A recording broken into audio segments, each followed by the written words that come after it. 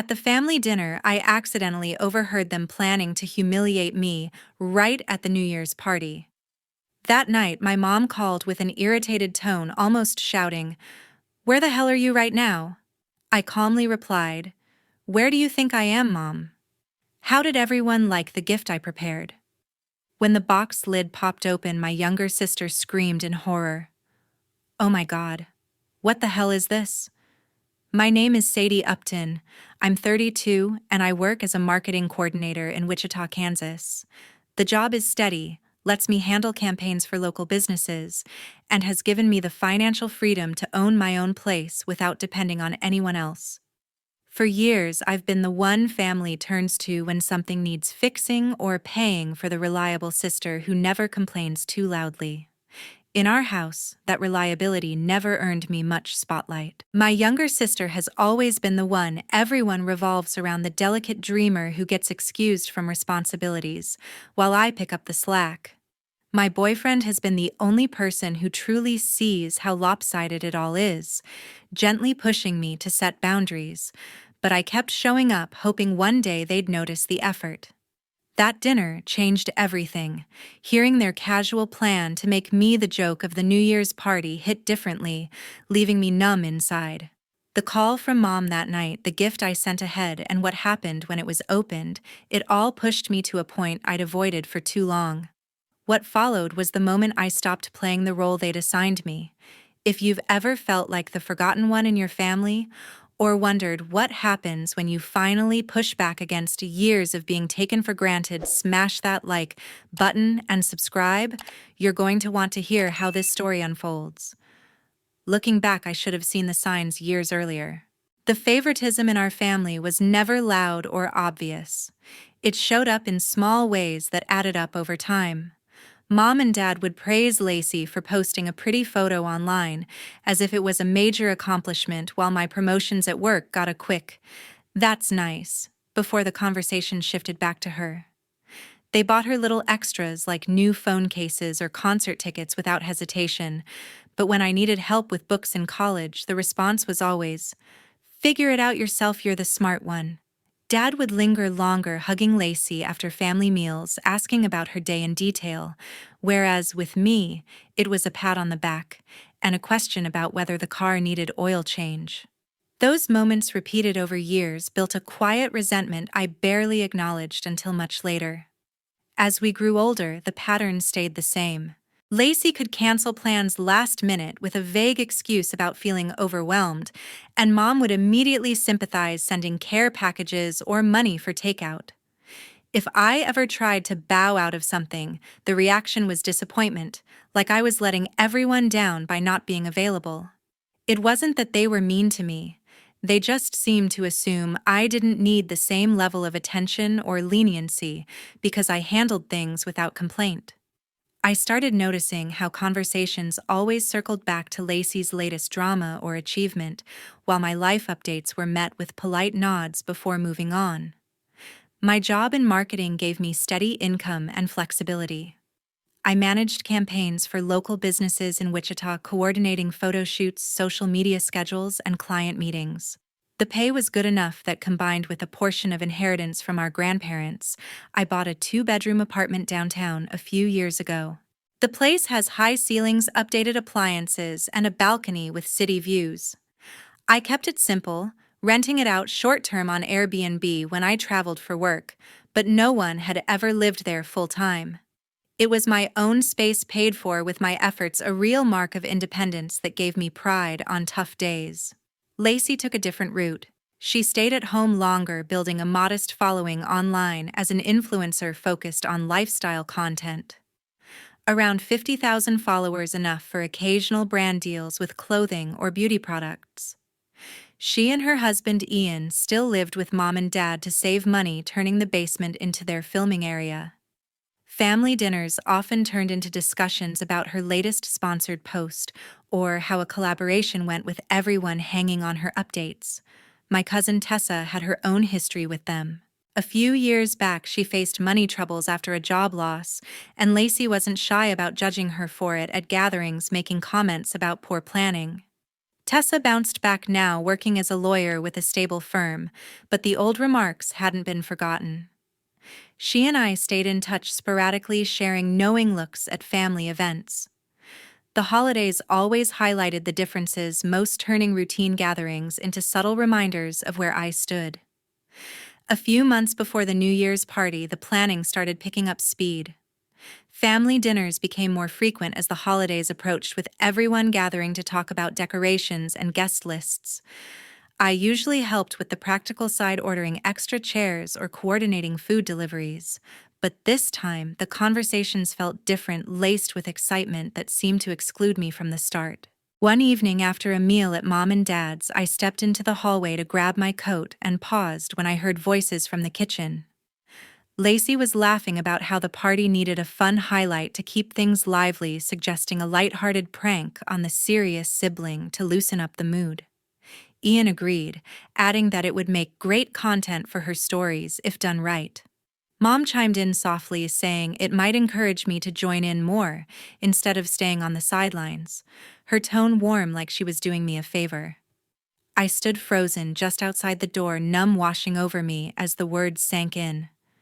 They framed it as a harmless joke, something to spotlight Lacey's outgoing personality while gently poking at my quieter nature. No one sounded malicious, just casual, like planning a game everyone would laugh about later. But hearing them map it out, timing the moment for maximum guests, preparing a scripted toast that painted me as the boring, responsible one who needed saving from myself, made the old patterns crystal clear. It wasn't about fun. It was another way to elevate Lacey while downplaying me, hiding the financial reliance behind personality differences. The realization settled heavy, not with rage, but a deep, aching clarity that this was how they'd always seen me. Memories flooded back, uninvited. The school events where Lacey got the front row seat and I sat in back. The vacations planned around her schedule, with my work commitments dismissed as flexible anyway. The way gifts for her were thoughtful and expensive, while mine were practical, like a new planner, because I was so organized. Even small things like Mom sharing Lacey's posts proudly but skipping mine.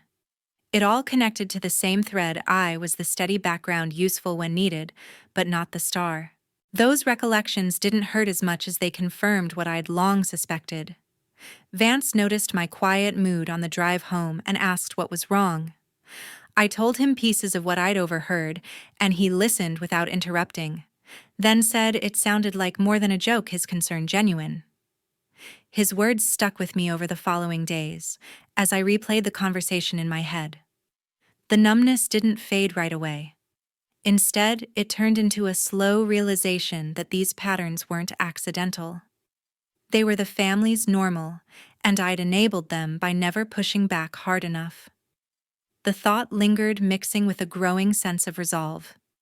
The idea of boundaries started forming then, not as anger, but as a quiet necessity. That night after the dinner, the phone calls began. Mom was the first, her voice tight with irritation as she asked where I was and why I hadn't stayed to help clean up like usual. She didn't wait for an answer before launching into how hard things had been lately, with Dad's retirement funds not stretching as far as planned and the economy making everything more expensive. Lacey and Ian were struggling too. She added, their content income fluctuating and bills piling up faster than expected. It would mean a lot if I could step in again, just like I always had, because that's what family does when someone needs support. Her words carried that familiar mix of concern and expectation, making it feel like saying no would be letting everyone down. The next day, Dad left a voicemail that sounded more tired than angry. He talked about unexpected medical costs and how Lacey's latest brand deal had fallen through at the last minute. He didn't ask directly for money, but the implication was clear. Things were tight, and my steady job meant I could ease the pressure without much sacrifice. Ian texted a few hours later, sharing a screenshot of a declined payment for equipment Lacey needed, adding that it was embarrassing to explain to collaborators.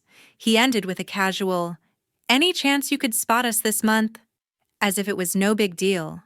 Lacey called that evening, her tone a mix of frustration and pleading.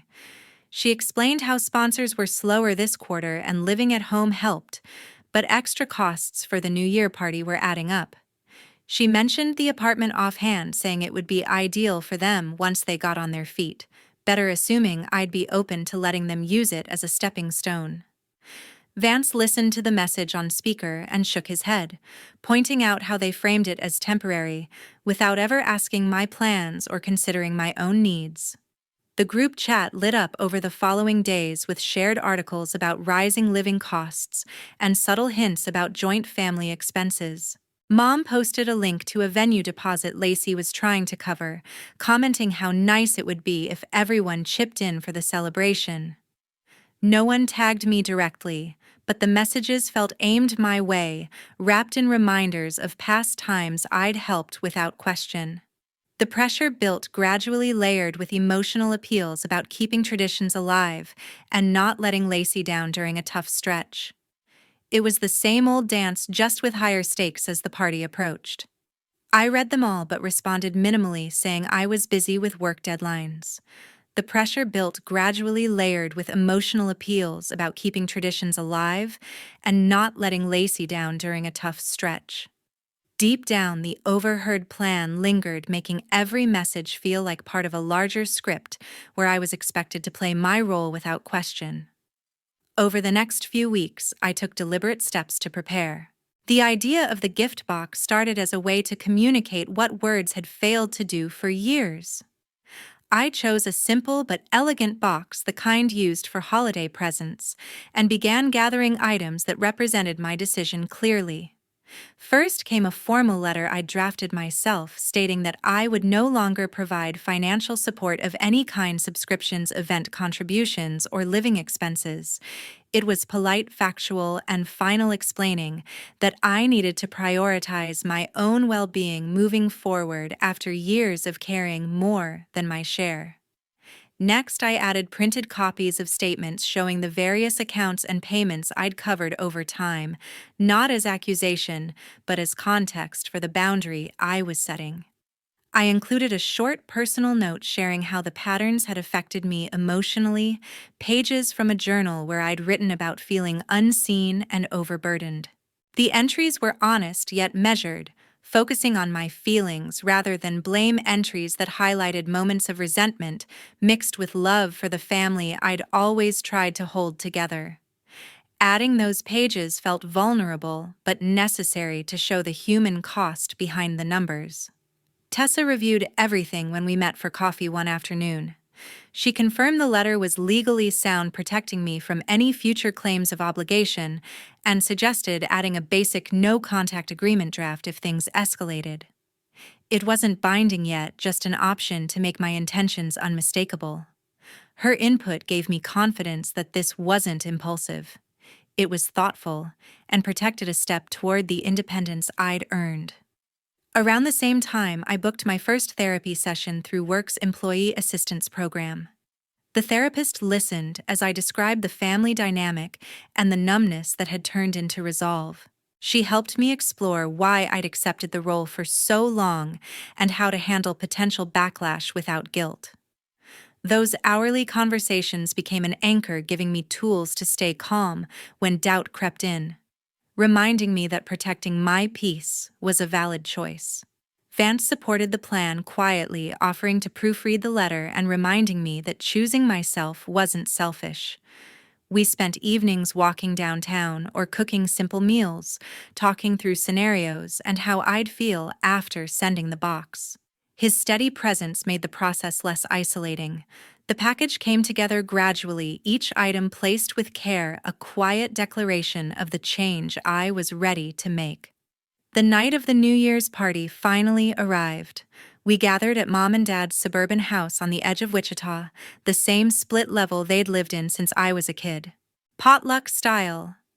Everyone brought a dish to share, the living room filled with folding tables covered in plastic cloths, and the smell of baked ham and green bean casserole. String lights hung across the ceiling.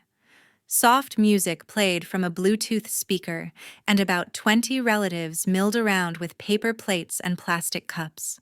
It was classic family New Year's, nothing extravagant, just comfortable and familiar, the kind of gathering where old stories got retold and kids ran underfoot.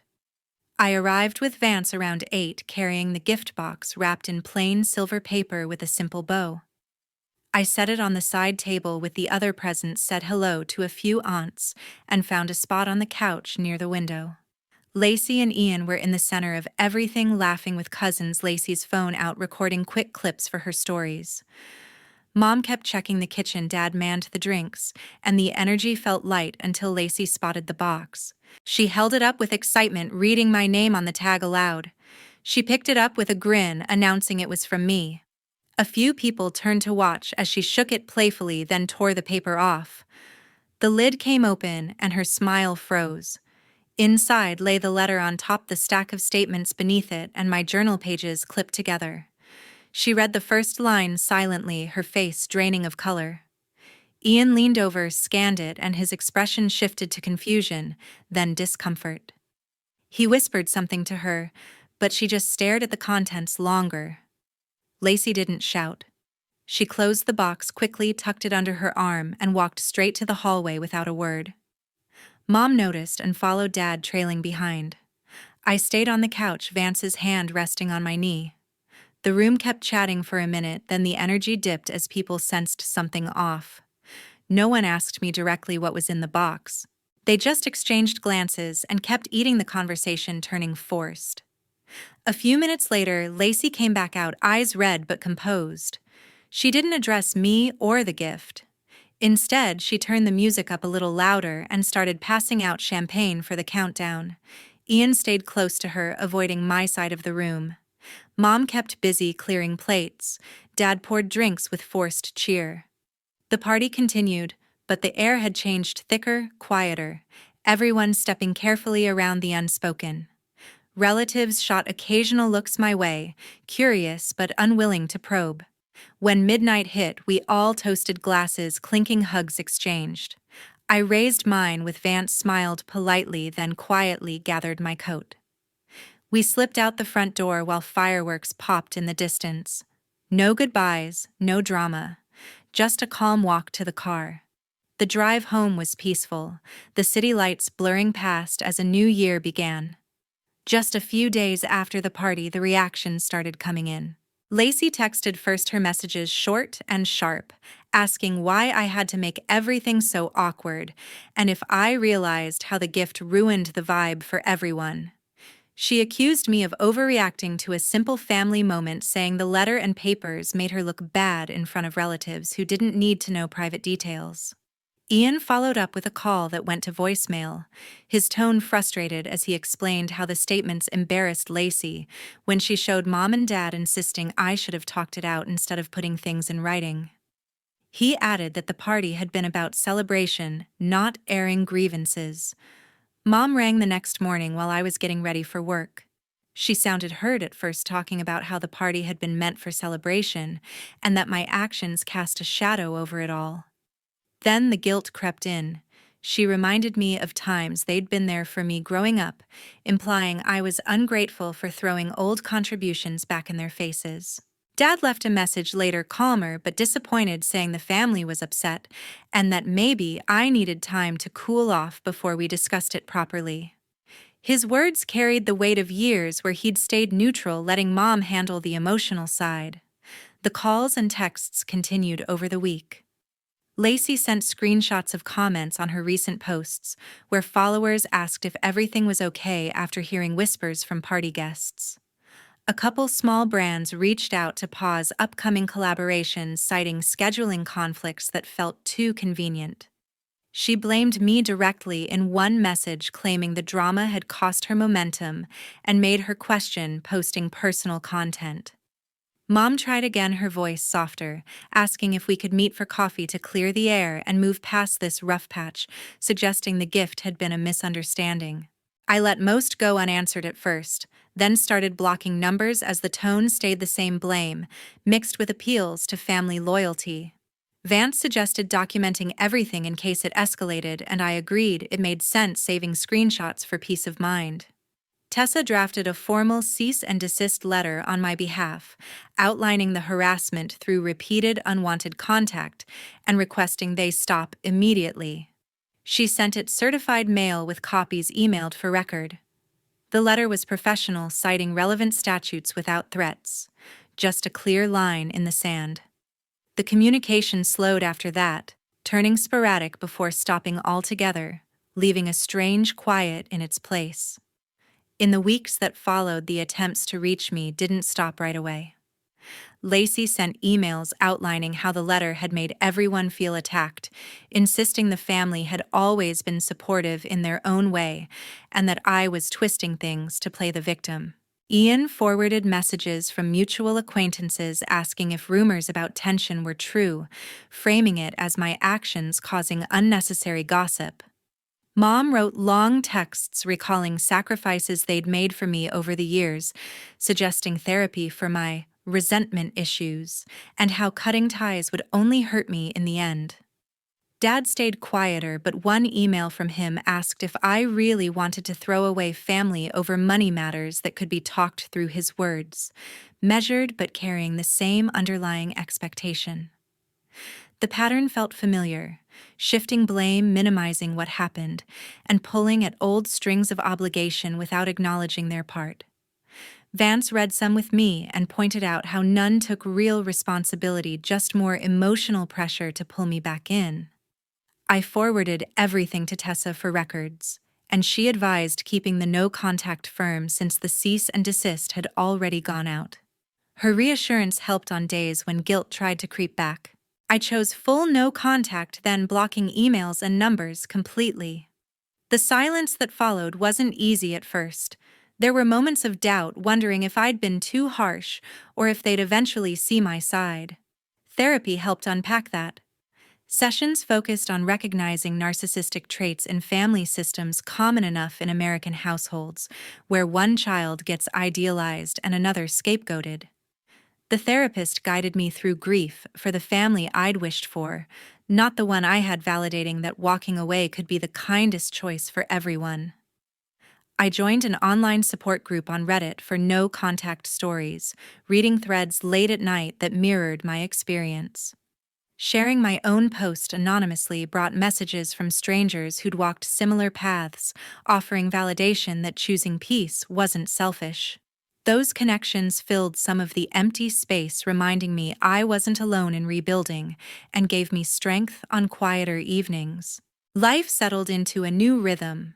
Vance and I planned small trips on weekends, exploring trails around Wichita or trying cooking classes downtown. Work projects felt lighter without the constant pull of family requests. I picked up journaling again, filling pages with plans instead of pain ideas for the future that felt entirely my own. The consequences for them became clearer over time. Lacey's smaller brand partnerships dried up as followers questioned the family vibe in comments. Mom and Dad faced tighter budgets without the subtle support they'd counted on. They never reached out with genuine accountability, just occasional attempts through distant relatives that went unanswered. Setting boundaries isn't about hurting others, it's self-care that lets you build a healthier life on your own terms. I've never felt more grounded. Thank you so much for listening all the way to the end. Your time means a lot. If this story hit home or made you think about your own boundaries, please share your thoughts in the comments. I read them all.